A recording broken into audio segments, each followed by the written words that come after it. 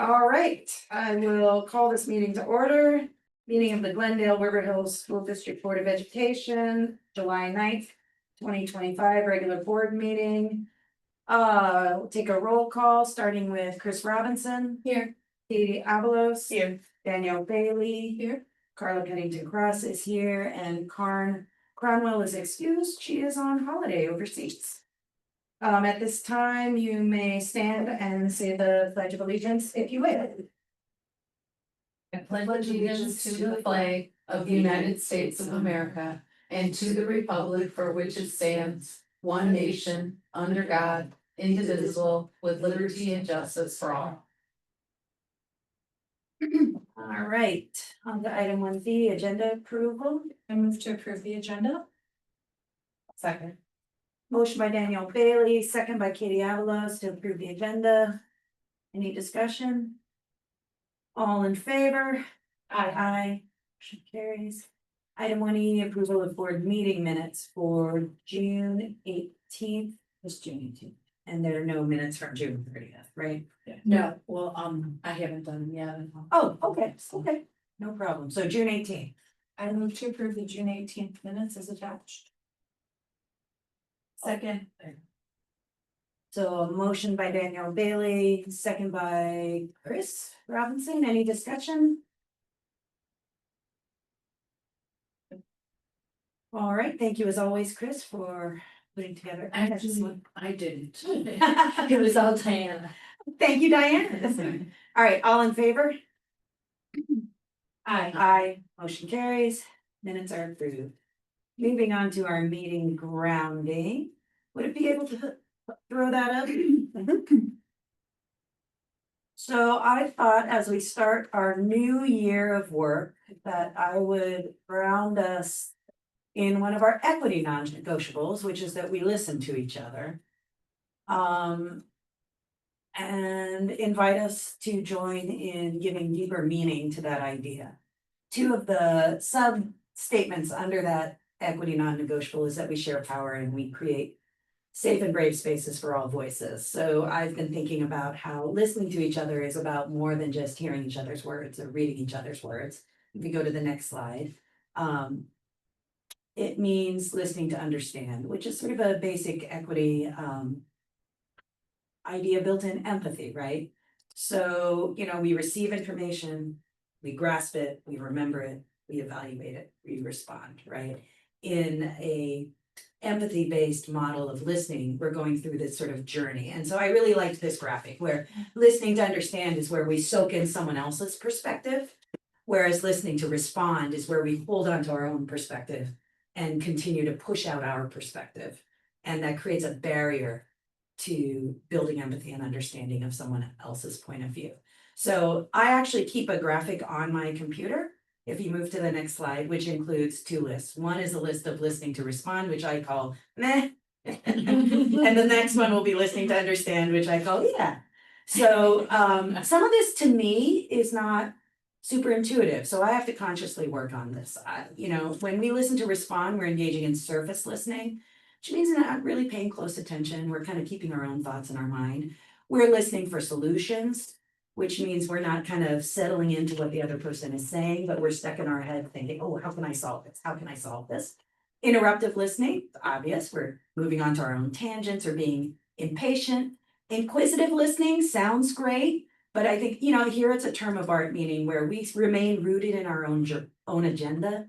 And I think this really happens a lot when I have like a really strong opinion about something. So I'm just sitting there. When I'm listening, I'm like curious to see how that fits into what I'm thinking about, right? Or it might be that, it's something where I have a really strongly held value and what I'm hearing is in opposition to that. It's really hard to kind of settle into listening.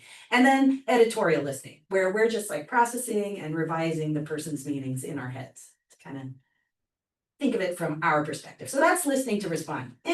There's a time and a place for some of that, but if we're listening to understand in the way that our equity non-negotiables envision, this is what we're doing. We are paying attention and putting aside other inputs. Sometimes that means looking at a person, but sometimes, depending on how you operate, for me, it may involve not looking at a person and doodling. or right, I doodle so that I can kind of quiet other thoughts. Don't interrupt is really, really hard for some of us, right? Holding our thoughts, putting them in the parking lot, suspending judgment.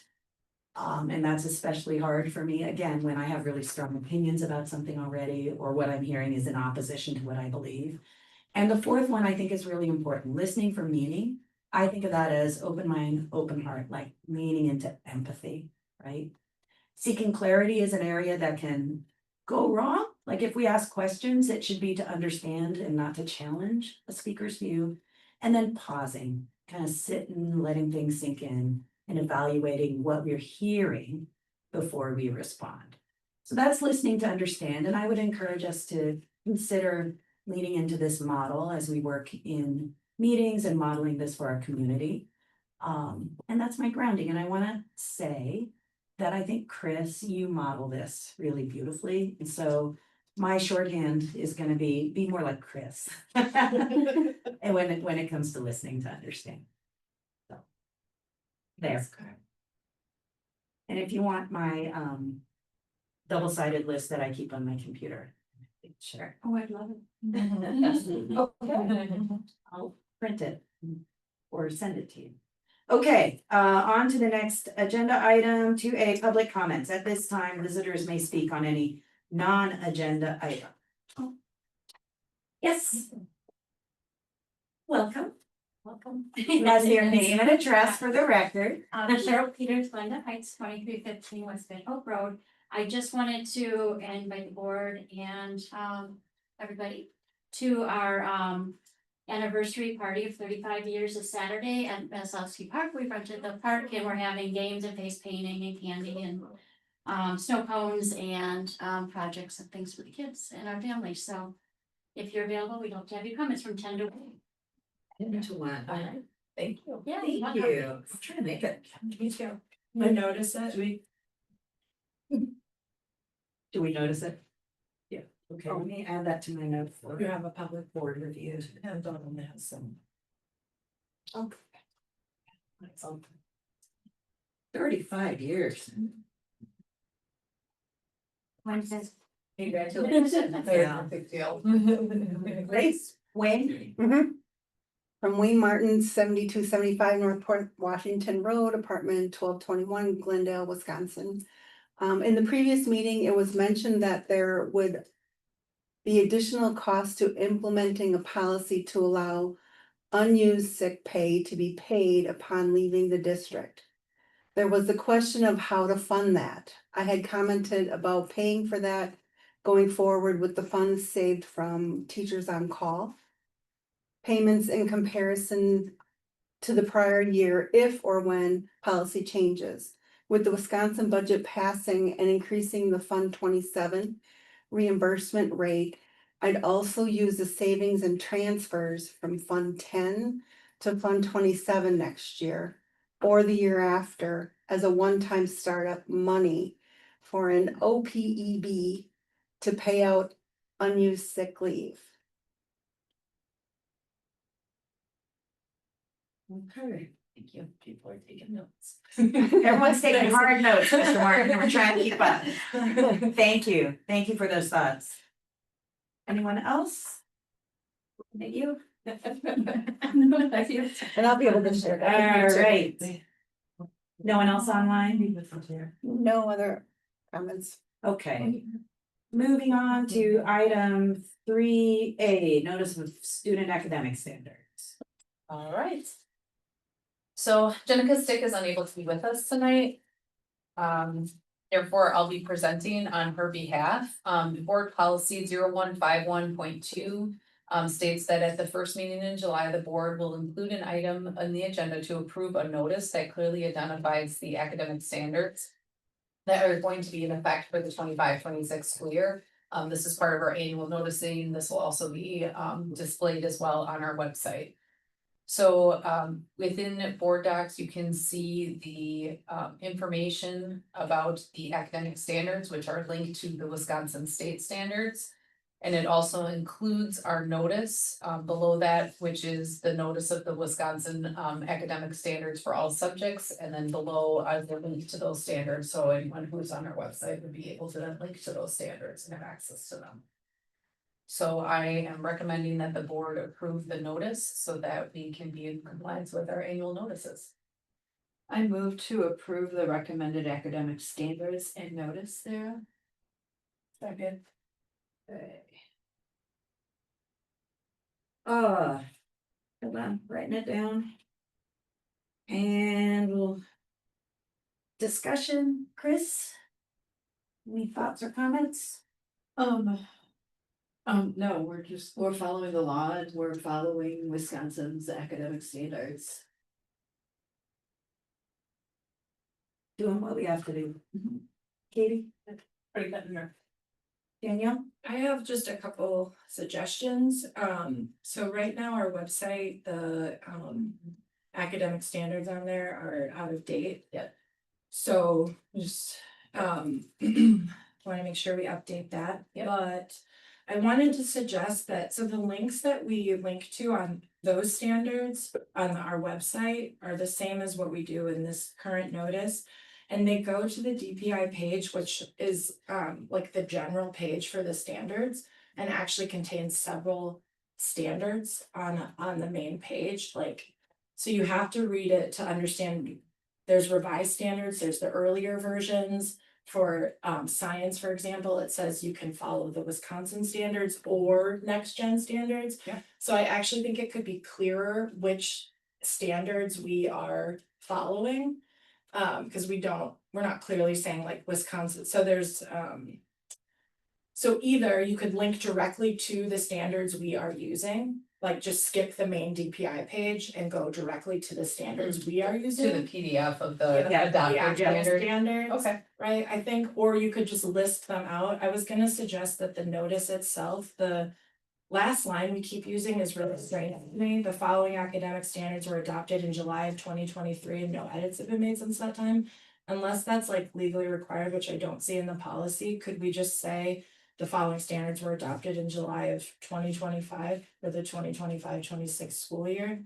So that everybody understands like, this is like, we did it this year, it's current and linked to those standards, cause the actual standards are all adopted in different years, like 2018, 2020, whatever. So the continuing to go back to adopting in 23 is just strange to me.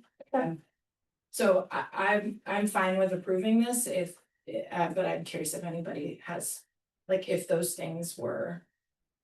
All seem like easy enough edits to me. Okay. Yeah, I think Yeah. I'm good with that. So I think it makes it more Yeah. clear and like, Yeah, I would agree. I can. So the last sentence would read, the following student academic standards have been adopted for the 25-26 school year. Yeah, and then Done. link directly to the. The actual standard. The Yeah, I actual noticed standard. looking through, it's not. And I appreciate you saying that, cause I thought that line was weird too, but then I kept noticing it in every notice. In every notice, so I was like, is there a reason why? I thought, I don't, I didn't prepare the report, so then I thought there may be a reason for that, so I don't wanna I edit that. wasn't sure. But if yeah. there's not, I mean, and I'll It's double not- check with Jenica, but I doubt that there is. I mean, to your point, they It's are all not in adopted. the in policy, different it's not, Yep. yeah, I don't think so. Okay. I think it's just Yeah. one of those template things, probably keep it. It probably is, and I, you can link those directly to those PDFs, because those can be hyperlinked easily. Yeah. Yeah. Okay. Yeah, no problem. Good suggestion, thank you. And I have nothing else to add. So, anything else, public comment, Mr. Martin? No comments. All right, we've got a motion by Chris Robinson to approve the recommended academic standards and notice thereof with some edits. Suggested by Daniel Bailey, and a second by Katie Avalos. All in favor? Aye. I heard 4 ayes, the motion carries. Thank you. Moving on to reading instructional goals. All right, and again, this report was prepared by Ms. Stick and I'll be presenting in her absence. It is based on policy 2131.01, which is in alignment with Act 20. which this is where we employ a certified reading specialist who is responsible for developing and coordinating a reading curriculum for students grade 5-year-old through 12. In addition to this, the specialist prepares a report evaluating the reading curriculum to present to the board on an annual basis. In addition to that, goals are developed to focus on assessment of existing reading needs, and students will need to be assessed on those goals, and an assessment of literacy fundamentals selected by the board and administrated annually. And for that, it has been determined by the state, which is Ames Web. So we'll be continuing to use Ames Web as our source of evaluation for students, because that's the state selected tool. It also the assessment also will evaluate whether students possess phonemic awareness and letter sound knowledge, and those are a part of the tests that are given to our students as a part of Ames Web, which is why it was selected, because it falls in compliance with those pieces. So the purpose of the report is to bring awareness to our reading program and have an overview. Jenica has indicated some of the areas in which the district is in compliance with Act 20. Some things that, and she put a nice, easy to read chart in here, which indicates that the use of a science and reading aligned curriculum is in place. We implement, this year K through 5, 94% core, and also units of study and other teacher created materials. And that we're continuing to work on implementation of 95% to ensure that all of our curriculum is covered, because units of studies does not have as deep of a phonics focus as 95% does. In 25-26, we will evaluate all ELA curriculum for its effectiveness again. Our literacy screeners administered grades K through 3 they will be using Ames Web, and that has been fully implemented in reading. Professional staff development, so an assessment focus and also phonics implementation has been done, and any new teachers that we're bringing in who have not received that training will be also getting that training to be on board with that. And we've also had the literacy leadership trainings that were referenced last school year that got all of our administrators trained as well. The elimination of 3 queuing strategies has taken place. This is a tool that had been used previously before some of the science reading stuff came out as a diagnostic tool, and it is no longer being used. Our universal design for progress monitoring right now is partially implemented. So we have been using progress monitoring tools, but we feel like they have not been used consistently, and there needs to be more work on that.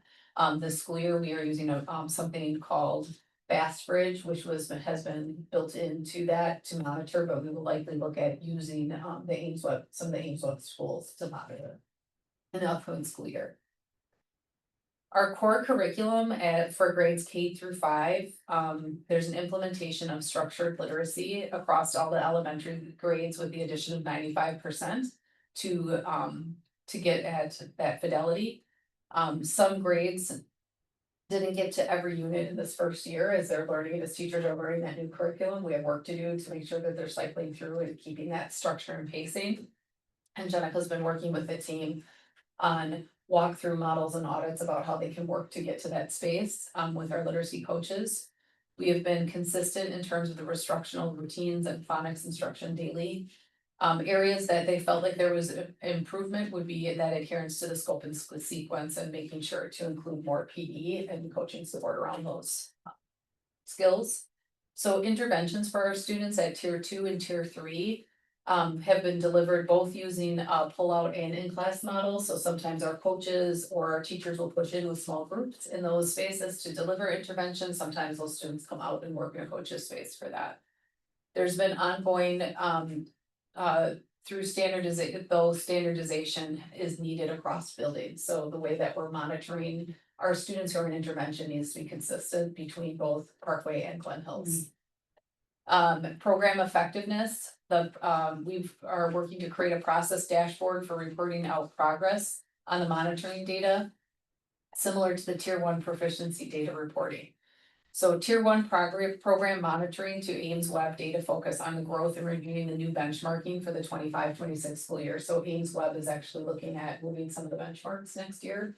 So the baseline data that we collected this year, they're going to be shifting there's talk of shifting some of those benchmarks. Hmm. So those shifts could be helpful as they learn more and maybe are like, oh, we need to like shift this because we think developmentally, maybe we were above or below where we needed to be. So this could be beneficial, but it does create a little bit of a glitch in us looking at apples to apples data, right? Is Ames Web That's- new or do they, Ames Web is not a new tool, but it was newly adopted by the state and we just Ah. started using it this time. so they're Yeah, so we're just kind of, Yeah, we're feeling figuring it that. out? And I think there's been some, in my conversations with other literacy specialists in other districts, there's, I think in the area at first grade, I think some of the.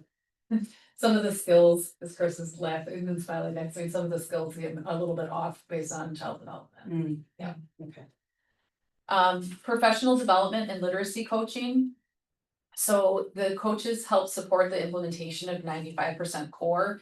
They facilitated data cycling, modeling, and feedback loops, and they created walkthrough tools with the early literacy leadership team that are going to be implemented this school year. So that's some of the work that Jenica has been working with them so that we can look for some of those markers of high quality and responsive instruction. The PD that we covered were fidelity of the Ames Web plus assessments, so learning how to give the assessments was a big part of the learning curve this year for our teachers. Phonemic awareness, sound walls, which are really kind of neat, they're at Parkway and they worked on getting the, coaches really worked on that and they actually show the students like some of the mouth shapes and stuff like that that you would use to produce those sounds, so there's some visual cueing that's there as well. Data analysis, and small group instruction with progress monitoring tools. The majority of instructional staff attended PD sessions because of the high focus of literacy in grades 1 through 3, and our teachers in that age bracket tend to teach self-contained classrooms where they all teach literacy. And so then next year, we're gonna be gathering more information about attendance and percentages around those staff trainings. Teachers shared feedback around the screening process, and due to that, there'll be some adjustments made during the 25-26 school year.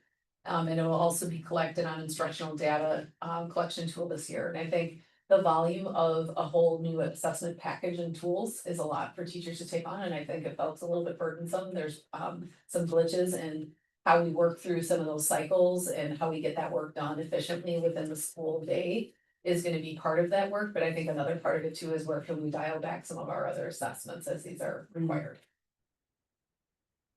So some of the assessment and student outcomes are listed below. So using that Ames Web plus, and then also using some diagnostic testing for students who were not meeting benchmark to learn a little bit more about what their reading needs are. You can see in K5, we're sitting in a pretty good place in terms of auditory vocabulary, letter naming fluency, and letter word sound fluency. First grade, you can see, we're in the 80% of our students are, hitting that mark of proficiency, but we are still seeing a little bit of a lag in oral reading fluency. And then in second grade, again, that oral reading fluency is an area that needs continued work. We're sitting around 75%, and then in third grade, again, you see the oral reading fluency, and so part of that may be familiarity with that style of testing for students, because it's something that's new to them too. So we'll be curious to look at where that growth is going to sit next year.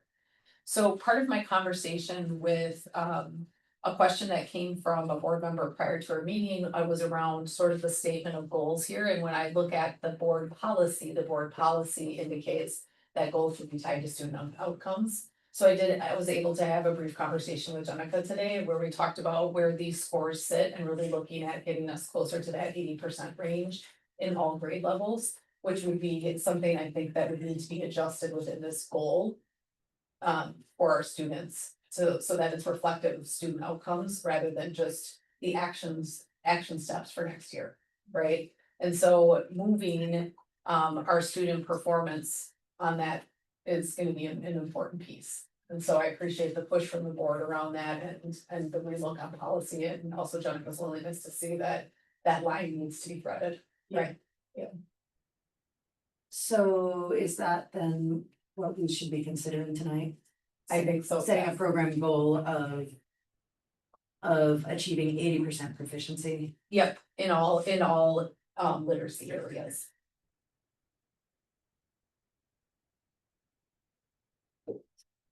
So we would have to articulate that, right? So it'd be a motion to approve a reading program goal, which consists of achieving 80% or more proficiency in all reading categories. Is that what you say? It would be students in K4 grades, K5 up through 3rd grade So program reading. will demonstrate 80%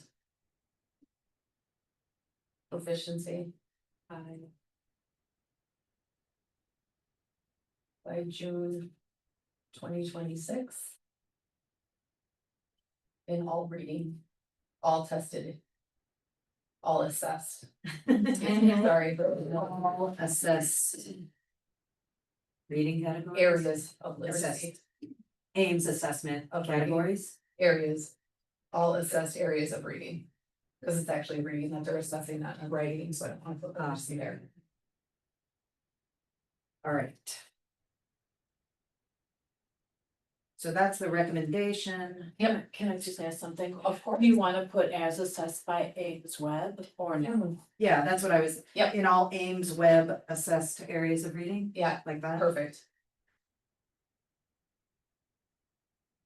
Someone wanna try to make that motion and then we can discuss. Yeah. And then just to kind of complete out her report, some of those recommendations would be to tighten up that tier 2 progress monitoring. So those students who are behind, that we're having a clear idea of like, are they moving? Where are they moving? And if they've moved in oral reading fluency, do we then start working on another skill set with them in a more intense fashion? Expanding the coaching cycles. So we have designated deliberate coaches at Parkway for this upcoming school year and kind of delineated who's intervening and who's coaching so that we can have more clarity around goals and the way that those people are gonna be freed up to be able to support teachers. Sustaining PD with the ongoing coaches, so really that continued focus on that phonics implementation and the common formative assessments. And then also monitoring tier 1 implementation fidelity, so those checklists that Jenica worked with the literacy leadership team on would be used to make sure that we're using best practice and that there be kind of continual walkthroughs and hopefully opportunities for teachers to walk through and look at other teachers' practice as well with those tools to learn and grow.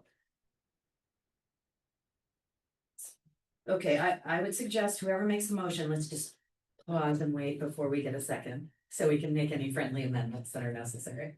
Sound good? Okay, who would like to make a motion? I move to add a goal that students in K5 through 3rd grade will demonstrate 80% proficiency by June 2026 in all Ames Web assessed areas of reading. So I would suggest modifying that to say a motion to approve a program reading goal. Of reading. As Well, it's one goal. It's a program reading goal, that's the language of our policy. Okay, We're required to, program of reading. Is that what? These are multiple goals, I guess, since it's different areas. program of reading goals. Oh, okay. That would be consistent with our policy. Okay. So. Do you need me to say it again? I think we've got it, right? Motion to approve a program of reading goals as follows, and then everything you said, right? Second, anyone want a second? I'll second.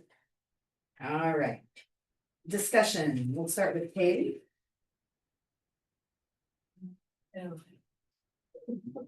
Danielle? So we're gonna be policy sticklers. It says a program of reading goals for students grades 5 through 5K through 12. So for us, it would be our whole school, and this is just a goal through 3rd grade. If you would like me to propose a goal based on the data for the middle school, I can certainly do that, because it would also be part of our part of our KPIs that we've been looking at this week. So I can give you a proposal that would be in alignment with growth. That we would be looking at. So I can let me just pull that up really quick and I can get you that as well. Oh, right now. Sure. Why not? But that would be a separate goal. Right. So, Sure, yeah, we could, so we could do this one if you're. Because they don't do the Ames Web. Yeah, they'll look at Ames Web at Parkway. Right, sure. right. Um, Okay. So can we stay focused on this one for now? Yeah, I just wanna make sure Okay. that that's, yeah, that we're doing that too. I'm just, for the recommendations, so increase literacy coach to teacher ratios. Is not involving hiring more coaches, you're just looking at like utilizing them more efficiently, that's what that means, Yeah. okay. And that says K4 through 5th. Yep, because the literacy coaches are. Yep, because that's also happening at Glen Hills, because we have 3 literacy coaches here, and one coach will take on primarily instructional coaching. Okay. And then we will have two literacy specialists will be working pretty, in a more deliberate way with 4 and 5 to really work on moving more learning plans next year. And then I'm just curious, and maybe this could be a discussion for later, but you mentioned that the new teachers will receive the training for, like, I think the professional development. You're also talking about how you wanna tweak the professional development for current staff, so I'm just like, I'm curious, like how new teachers will be able to like catch up and get into those assessments, because they're gonna start right away, right? Like what does that look like for you? How do you think new teachers will be successful? I don't know. I'm not, sorry, my brain. Yeah, so what is the training, like how much training is it? Like what does that look like for new teachers? So there's training through Cox campus, which will be done independently of any trainings we would be offering. Okay. Through our PD sessions that we Okay. hold with staff, so it wouldn't be like somebody would be in 2 different places, like we're not expecting somebody to be in 2 different places at once, right? Okay. With 2 different trainings, so there will be an additional amount of load that somebody who's coming in who doesn't already have that training is going to have to professionally take on. Yeah. And the way that that would be curated into their schedule would be, we can talk with them as we bring them on board, and if they need that training, we can have them work through it this summer, and we can grant them some flex time around that. Okay. Or they would have the opportunity on one of their built-in PD time at the end of the day at Parkway, or their built-in PD time at the beginning of the day at Glen Hills. They would have the ability to work on that during that time and be excused from having to participate in another meeting that would not be reflective of the training. Right? Okay. Do you think like most teachers then probably have this training if they're Yeah. currently teaching, so it is primarily like new teachers? Who wouldn't have it, you think? Yeah, it all depends on the district that a teacher we're hiring is coming from. If they didn't complete the training there, then we have to by law make sure that they get trained with us, Okay. so they're on board with that, if that's what they're teaching. Okay. Yep. Alright, thank you. What is auditory vocabulary? I'm guessing, but I'm not 100% sure. Is that like listening to someone say words and what is it? Chris knows. I know Chris knows. That's, you're looking at the 1st grade level? Yeah. Okay, you show them 4 pictures and you say, point to the violin. Oh. Mhm. Oh, so that's just knowing a word and Yeah. image association. Oh, okay. Yeah, and there are a whole bunch of them. Yeah. And then oral reading fluency is just sitting and reading a book to a teacher. Yep, so It's it's words per minute, words per minute. Oh. Minus mistakes, yeah. So it's like a typing test, but reading. It's a good way to look at it. And then reading comprehension is like someone reads something and then tells you what they got out of it? Yep. All right, thank you. I'll try to retain that. I'll take notes. And then, as Danielle was, talking about training, I was wondering, with these training requirements, are new college graduates now then gonna get that training in college, or do they still have to get it through the local district? I think by and large they're getting it through the local district. Okay. I have not heard, I mean, we have a couple new teachers who are coming straight out of university who don't have the training, so I would assume that it's coming from the local district, It right? seems like something now that teaching colleges should be able to incorporate into their senior year curriculum, so I'm just, but no, huh? Not yet, Not okay. Then last totally tangential question, did the 50 million ever get released? It's in the new budget. Yeah. Oh, so it was not released in the old No, budget, no. they've just rolled it over and pretended it's new money. I don't know. Yeah, I don't- okay. Yeah. Cause you would hope that the 50 million was used and now there would be more new Yeah. money to cover all the new training. And I think we're still waiting for clarification on exactly how that money can be used, within, in terms of the expenses that have been. And isn't it split, like that's the pot for everybody, and then it's like there till it's not. Right. How are they gonna split it? It's probably gonna be done like sped funding, right? We'll have to see how much everyone submits and To be yeah, what you get. Yeah. Yeah, unlike voucher schools. Okay, any further discussion, Chris? Oh, I was just going to say that, I was gonna bring up the budget, and as we're looking at new ELA, as we are evaluating ELA next year, to the extent possible, align it with any grant deadlines. What, will you explain that? What is? There's some money in the new budget for new curriculum, for science of reading curriculum, if it meets this approved list. Okay. And since we're going to be looking at our reevaluating, you know, if we're gonna get something, if that process can be aligned with those grant deadlines. Yeah. And the curriculum review for literacy, I believe next year our curriculum review is for studies, if I don't have it right in front of me, I'm just going off of memory. But we can always push up those deadlines if we need to and move that, and I know that the 6th through 8th grade has been taking a look at some curriculum just because they haven't had a lot intact, so they're gonna be playing with some piloting this year, so like even if there's an ability there too as well, cause I think it's a good time to take a look at a shift. Yeah. Thank you, Chris. Okay, anyone else, anything else, any visitor comments? Martin? I just wanna say, knowing how much work goes into this, I just wanna give kudos to every single staff member who had their hand in the pot. Because this was a state mandate, there wasn't a lot of clarity, information trickled out, and people here did a really wonderful job in making sense of it and putting it together in a compliant, student-friendly way. Thank you, Chris. All right, we've got a motion by Chris Robinson, second by Katie Avalos, to approve a program of reading goals. For students for K-5 to 3rd grade will demonstrate 80% proficiency by June 2026 in all Ames Web assessed areas of reading. All in favor? Aye. I heard 4 ayes.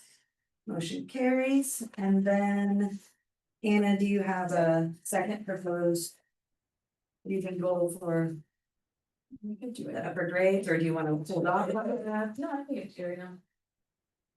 So students in grades 4 through 8. Oh, sorry, excuse me, the percentage of students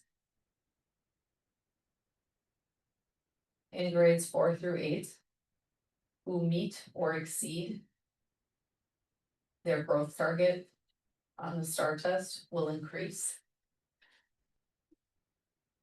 by 1%. Could you read that again? Students. Could you read that again? The percent of students in grades 4 through 8 who meet or exceed the growth target.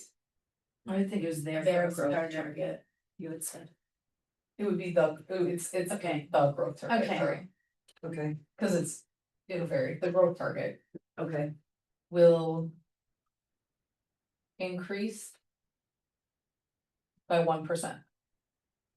the growth target on STAR testing? So we're looking at their growth. But you wanna. Do you want it to be about reading though? Do you wanna add a word about reading?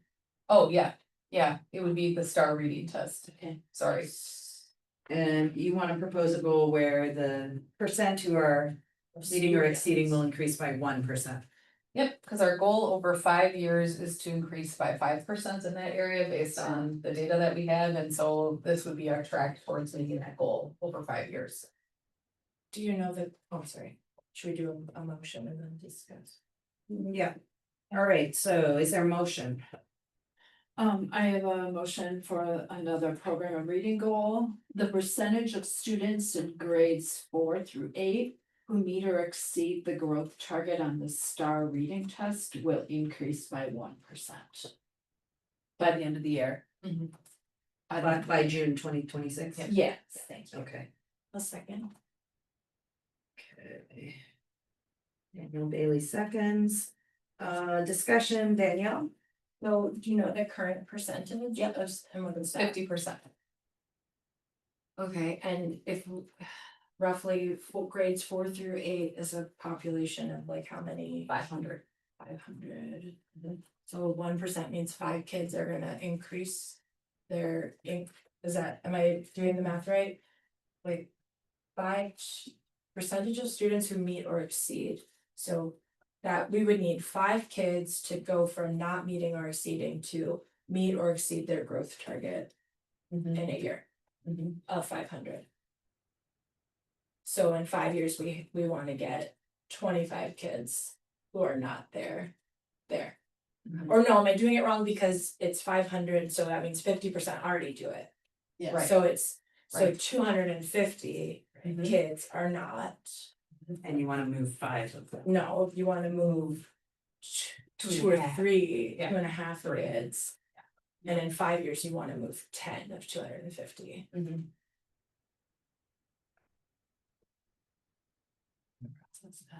Okay. Yeah. Feels light, you know what I mean? Tell me how hard it is to move them, is that the? Do you think that, is that a reasonable goal, is it asking too little of us?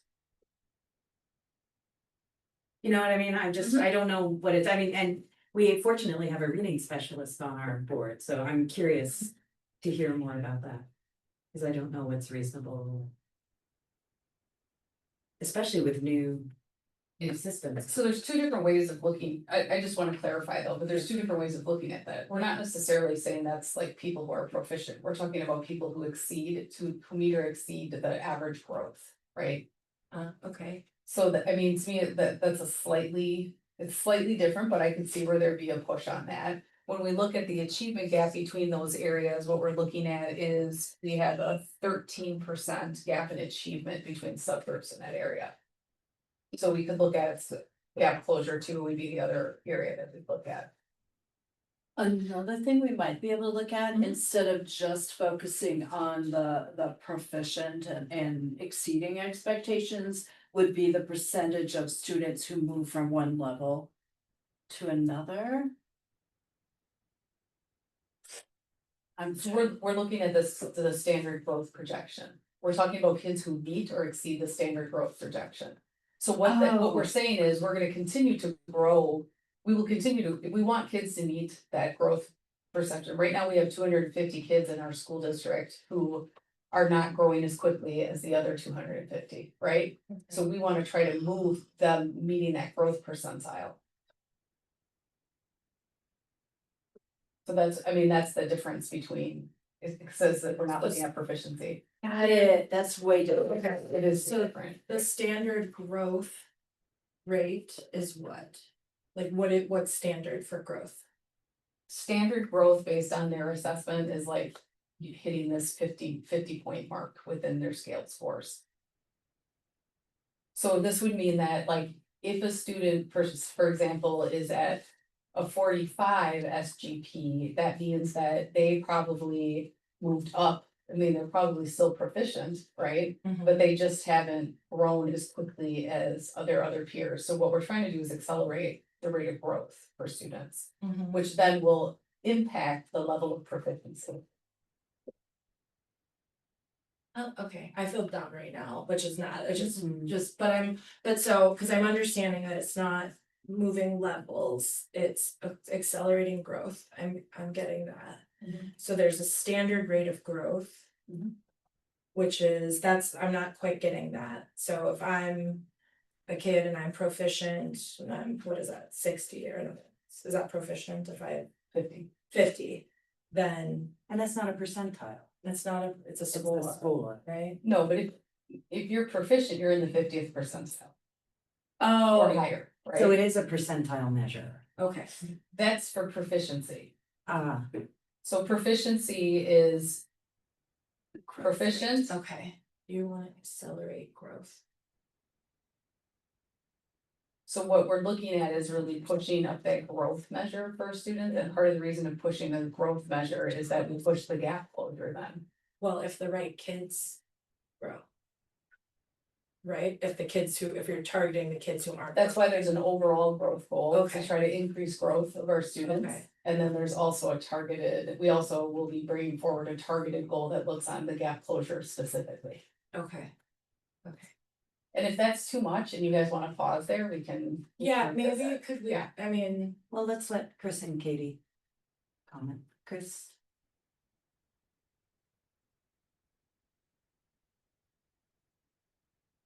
Yeah,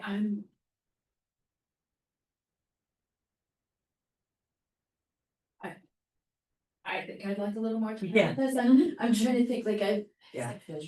I had, out of 20 kids, I had one kid that would have met that girl, but I Right. got to work with him for 2 years. Right. Answering my question about what's reasonable to expect, because it's big work. mhm. I think that's what's gray to me, and I suspect gray to you, is like not quite understanding how hard this is. That's why I don't wanna say it's an unreasonable goal at all. I'm just right. wondering, like, is it, like, what are we talking about? Like, what is this Herculean? Is this like a big dream, like to move kids? I just don't know. I feel like we need a little more background now. Yeah. context for Yeah. it, yeah. I can do that. Okay, We'll pause on that one. everyone comfortable pausing? Mhm. So there is a pending motion with a second. So I don't have my thing here with me. Do we table it to a future meeting?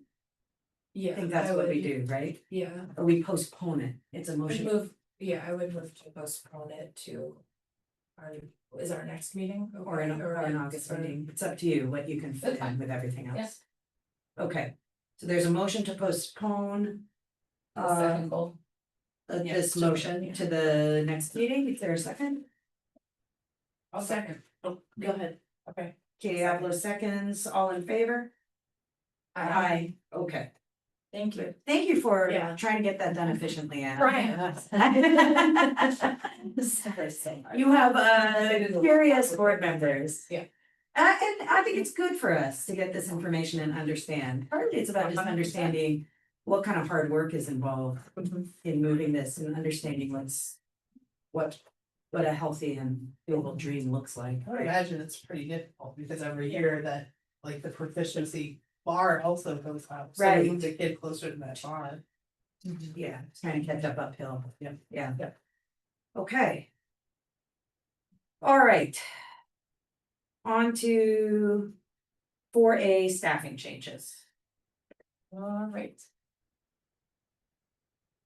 So board policy 3120 indicates the superintendent would establish the terms of employment that the board shall be responsible for the improvement of employment of any administrator or teachers by a majority vote. The administration initially was recommending the hiring of Melissa Temple, a second grade teacher. I'd like to pause on that till our next meeting. But would like to recommend the hiring of Danielle Flores. Danielle Flores Delgado as the fourth grade teacher at Glen Hills. And that's the first Okay, part of it. let's start Stop there. there, All right, is there a motion? I move to hire Miss Daniela Flores Delgado as a fourth grade teacher at Glen Hills. Move to approve the hiring. Thank you. All right, is there a second? I'll second. Katie Avila, second. Daniela, okay, any discussion? I've got nothing, Chris, Danielle? All right, all in favor? Aye. Welcome, Ms. Daniela Flores Delgado, thanks for joining our team. yeah. Right. So the next part of staffing changes is in relationship to board policy 3111, which gives the board the right to create new positions. It was the administration's recommendation that the board approve the creation of a combined 1.0 FTE digital equity innovation and library systems coordinator, which would replace the 1.0 unfilled technology coordinator position. So it would be a combined position. It is also recommended that the board approve a 1.0 FTE elementary dean of students position to replace the current 1.0 FTE associate principal position at Parkway Elementary. And it is further recommended that the board approve a 0.80 FTE elementary school library paraprofessional position to work under the direction of the library media and technology coordinator, or the digital equity innovation and library systems coordinator.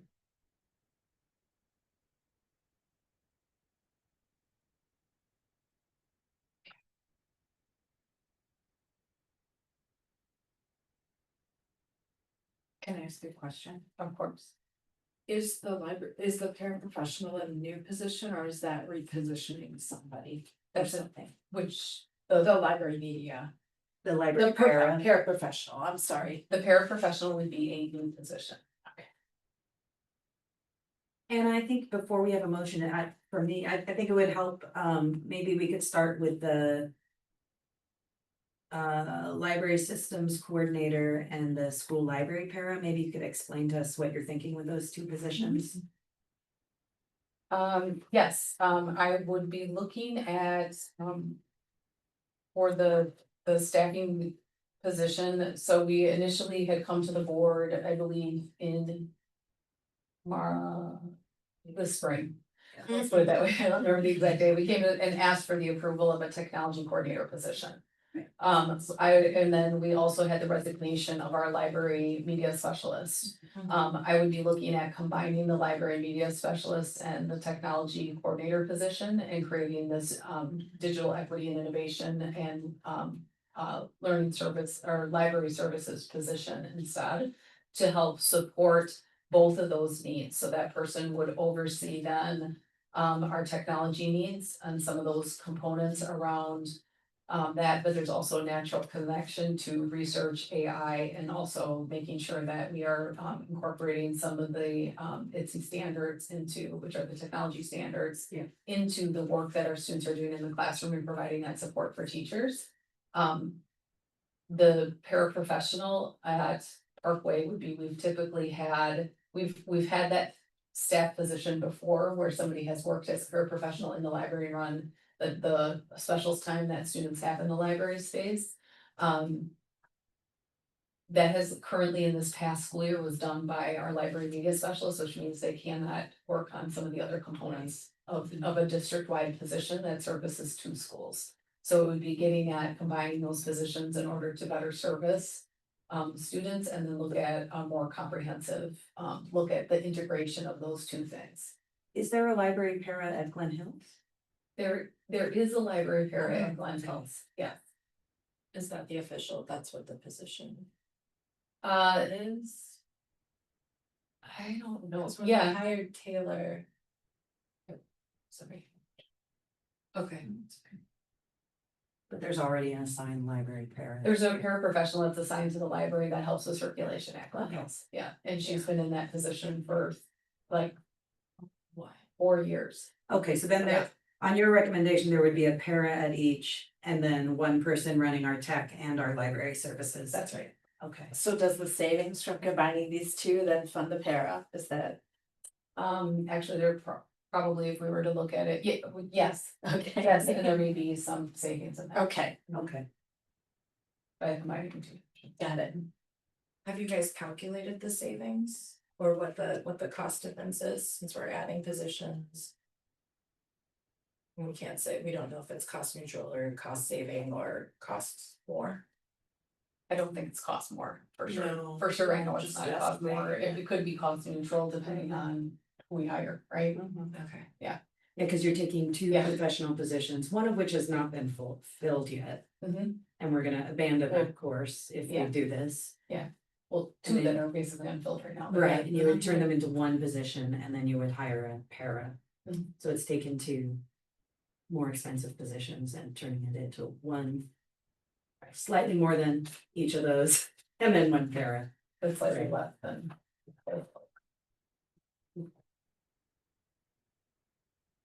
All right, anyone need any more information before there's a motion? Can I ask after there's a motion? Yeah. Or, okay, then, Is there a motion then? On these two positions? This is about creating the positions. Are we separating them out? We could, yeah, we could do them as, or you could do them in one motion. Do them together since the recommendation is for both of them, they separate each other.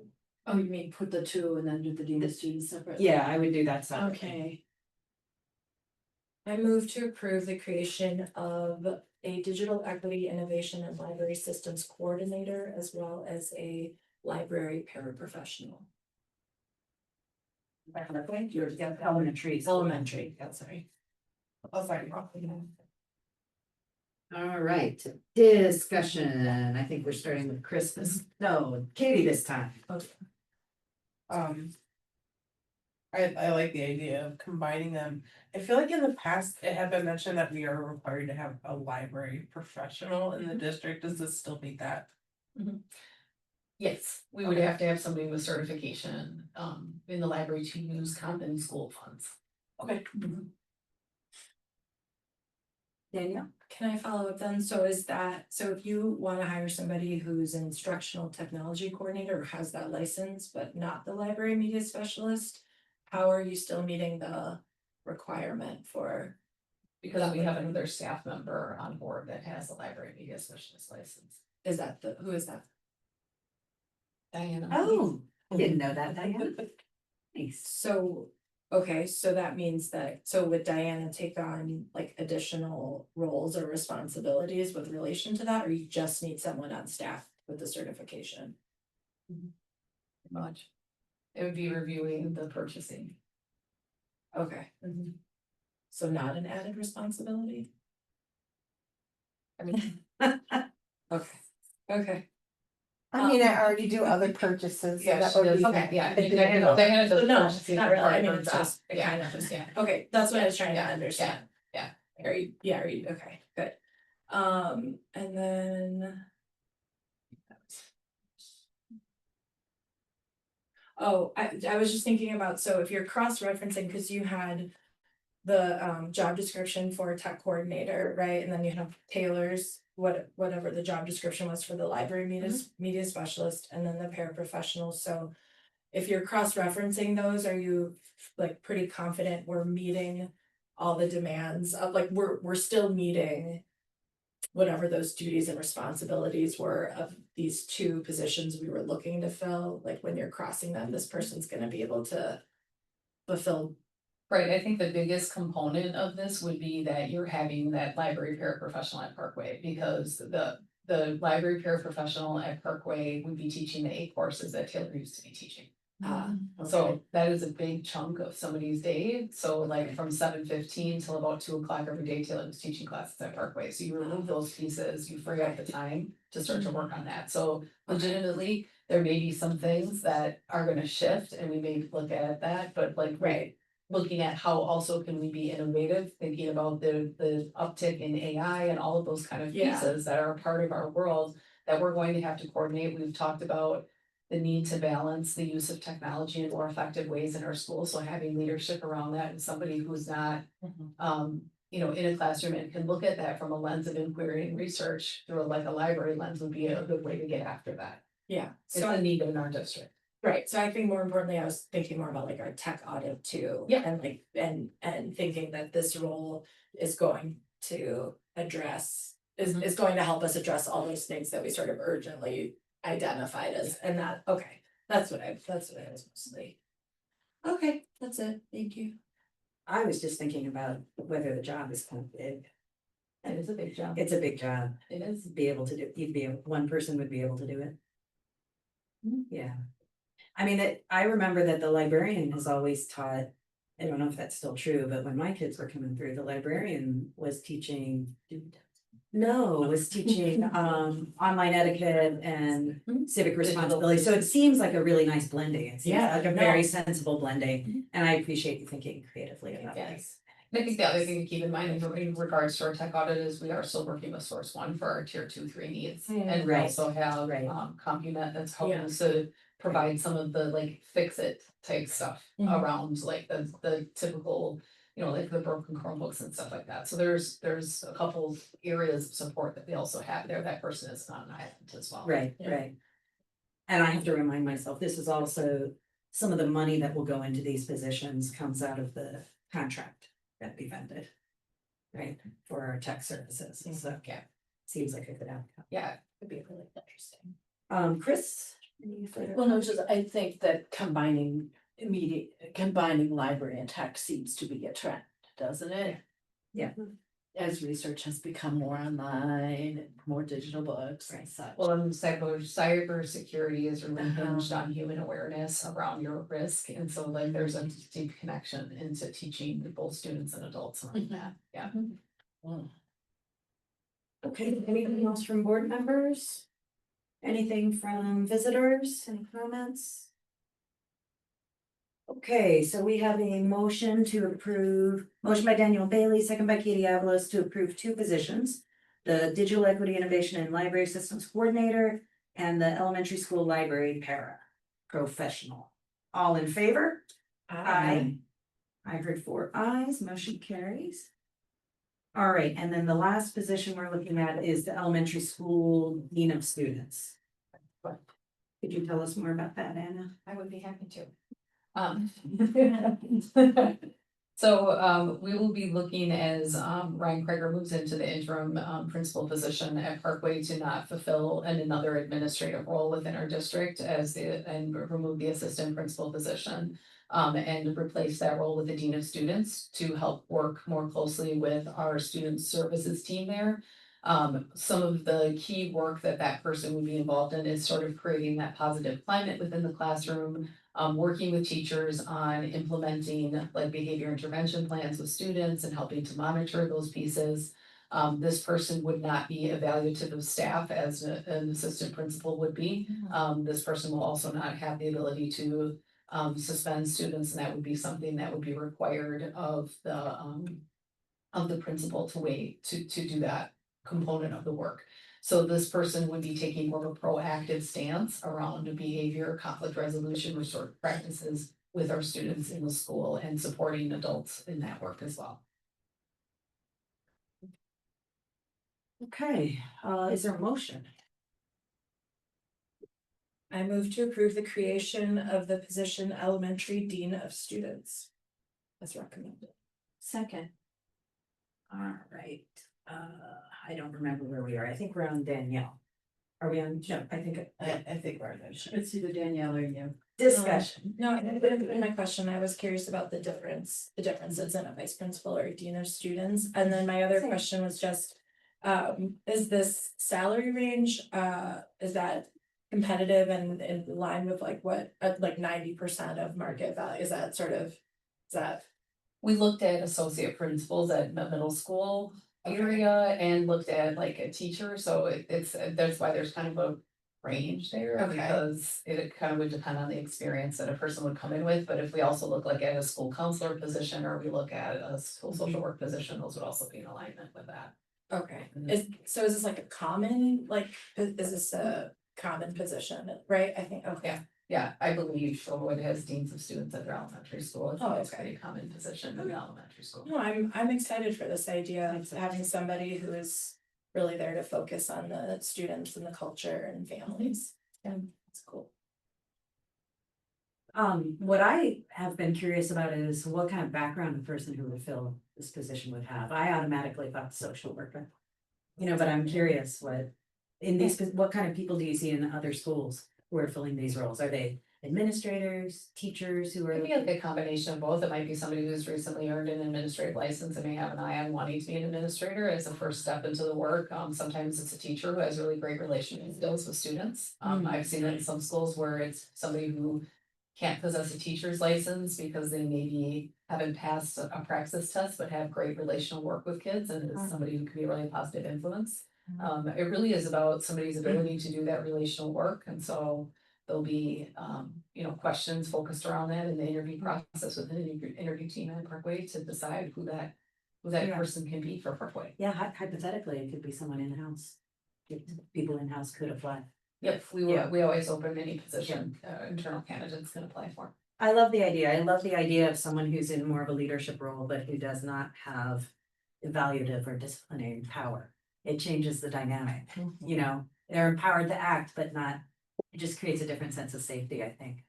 At least I think, I don't know, I'm interested in it. Chris? I love this. And here's why. It goes directly to our strategic plan. It goes directly, it's responsive to the community listening sessions. It addresses some major concerns. Mhm. Yeah, I love it. Katie? I'm also a big fan. Sounds like exactly what that school in particular needs, just someone to work on the feels instead of the numbers sort of. All right, any visitor comments, questions, anyone online? All right, motion to approve an elementary school dean of students by Danielle Bailey, second by Chris Robinson. Chris Carnwell, that was a good one. I don't even know what that is that an existing? Car. Watching for. Carn as well, somewhere else. All in favor? Aye. Motion carries. Okay. Moving on to item 6A, which is a recommendation to move into closed session. Is there a motion? A one breath motion? Oh, here's where it's hard. I move to recess into closed session per section 1985 1E, deliberating or negotiating the purchasing of public properties, the investing of public funds, or conducting other specified public business whenever competitive or bargaining reasons require closed session. Specifically to discuss Good Hope leases. There's Couldn't do it, I'm no close. very close. Is there a second? Second. Okay, a motion by Danielle Bailey, second by Chris Robinson. I think we need a roll call vote, right? So Chris Robinson. Aye. Katie Avalos. I. Danielle Bailey. Aye. Carla Pennington Cross says aye. We are officially recessed into closed section. And then are we going to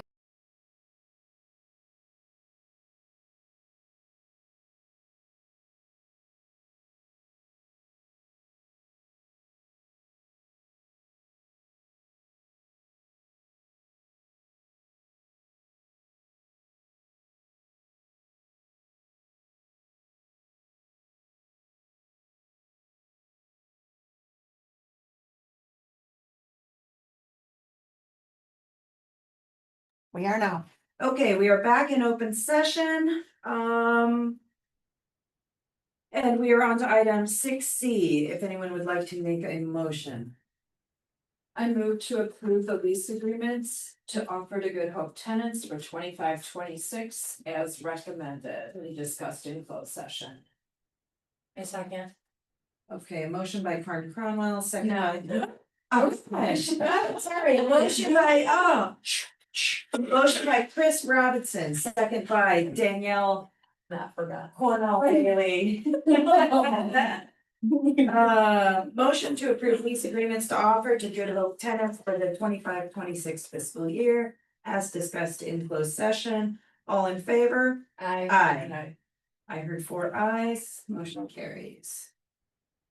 And move on now.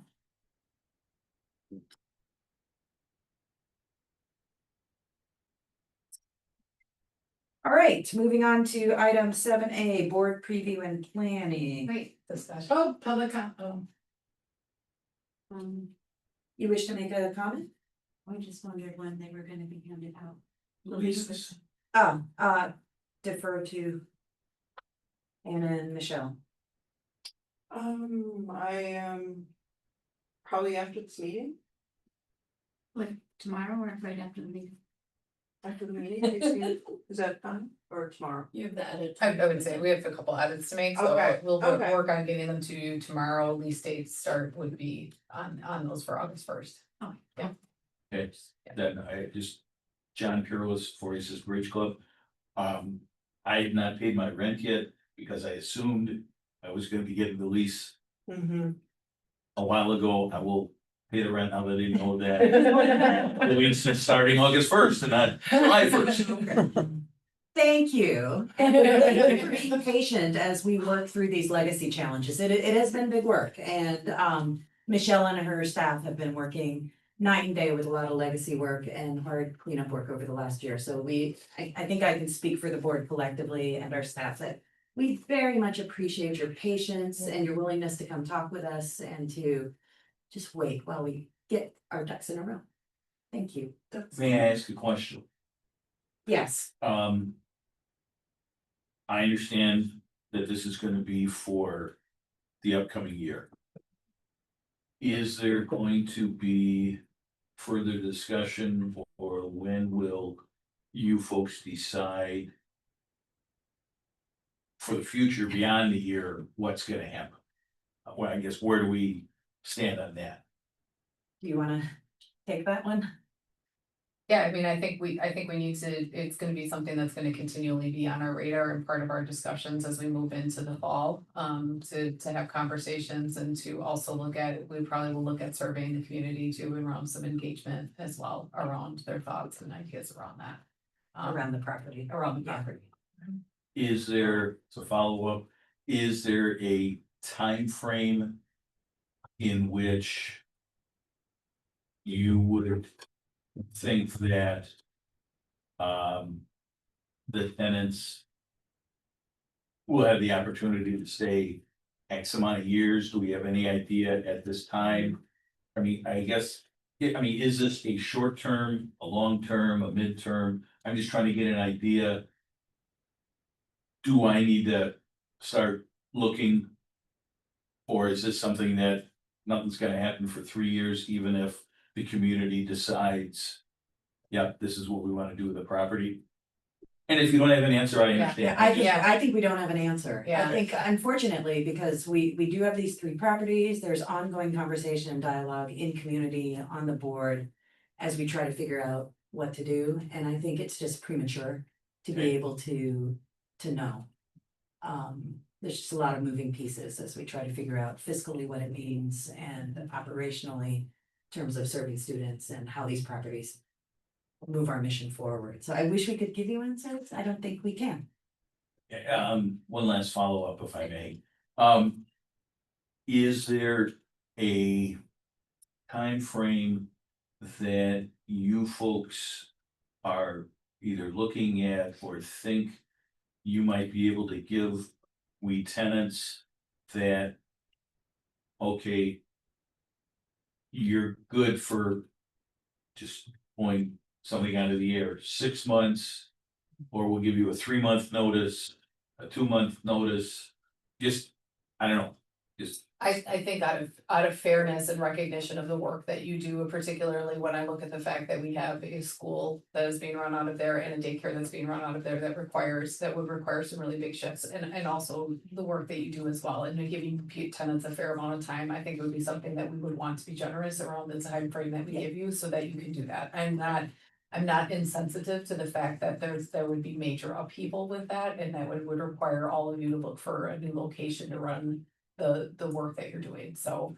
I think all of us stand in a solid spot. I know that would be my recommendation from the administrative standpoint. Right, because if we disrupt business at that building, we also disrupt lives of many families and students here. Our interests are aligned. Yeah. And making sure we can give everyone as much notice about what lies ahead. Yeah. Once any decisions can be made, right? Yeah, I would suggest reading the lease also and then just following up with questions once you feel like you have a handle on that. Thank you. Okay, thanks for your questions. Moving on to 7A, board preview and planning. Only thing on my radar, I've now added Maslowski Park, Saturday, party time for Glendale Heights. Make it. I'm gonna try to put it on my calendar. I'm not sure I'm gonna make it, but I'm gonna try my absolute best. And then Anna, you're gonna add a reading program goal for middle school. Yep. The next agenda or 2 agendas out, I'm not sure which, right? It's the 23rd. I'll add it to that one. And then Chris, I put on here, I'm wondering how you stand with the idea of nominating local businesses. Yeah, first of all, I wanna make a correction, because I delved a little more deeply into this, and nonprofits are eligible. Oh, nice. I had, originally I thought no, because of the way it was worded, but then when I looked at some of the examples, they were indeed nonprofits. So again, we have a chance to elevate 5 partnerships that we have to be recognized. for their work with us.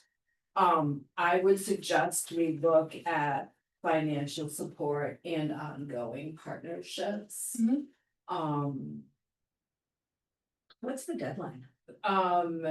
August, I think we need to do it at our next meeting.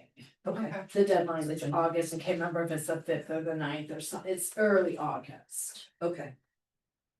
Do you? And so I guess what I'm thinking, maybe individually email me nominations with a little. And I'm also gonna scan Facebook, for the district's Facebook for all of the people that were called out, and I know some of you mentioned other things that I may need to contact you for a research fund, because I don't know. Okay, And then we'll maybe elevate all of them and make a decision or something, unless somebody has a How better many process. can nominate? Five. Five Right. total, yeah. well, you're our WASB delegate, so we have delegated to you. A lot of authority here. So I don't, Is there a template for the nomination or is it just? It's really basic. Okay, so it's like. Write a here's the- paragraph. Write a paragraph. Okay. Yeah, yeah. So, okay. do you want us to just send you names if we have? Yeah, and any Inform information me. you have, yeah, Okay. that'd Okay. be great. At the Y? Yeah. Little Yeah. one. Okay. All right, so when would you like us to do that by? Let's deadline ourselves. The next meeting. Well, do we wanna give ourselves a week so I Oh, can to look at follow that, up right. if we don't know a whole lot, if we need to Yeah. do a little bit of research? Yeah. By Right. next Wednesday, is that reasonable? Yep, so Okay. by being shown June, it's July. So And by, I would invite you guys as well, Yeah. of course, if you have anybody. so by July 16th, if we have any ideas, share them with you. Yeah. And I know we already discussed some businesses and, yeah. Okay, anything else that we should be thinking about, my friends? A motion to adjourn. Just kidding. Yes. 7:40 might be a record. Oh, can I just ask a question? Yes. I want to ask this publicly. Do we know, I know the federal government is withholding some things, does that impact us? Yes. Can you say Oh. more about that, or? I wasn't thinking, I don't want to put you on the spot, you may not know the monetary, even just the program category. I believe it's Title II and Title III funding and 4A funding. They're just Do that again, it all. do that again, please, Title 3 and 4A. Title III and Title 4A. Yeah, Title Title 3, 4. 2, 3, and 4A. Do you have an? Yeah, I'm looking for I- that. I know- think I emailed it to you. I know the, I'm oh yeah, for you it. did. You did, I believe the approximate amount is around $40,000, yeah. but let me double check that and I can give you a more exact amount. salary at least. Yep, it is. So this is money that the federal government had approved, we were promised that they are now withholding.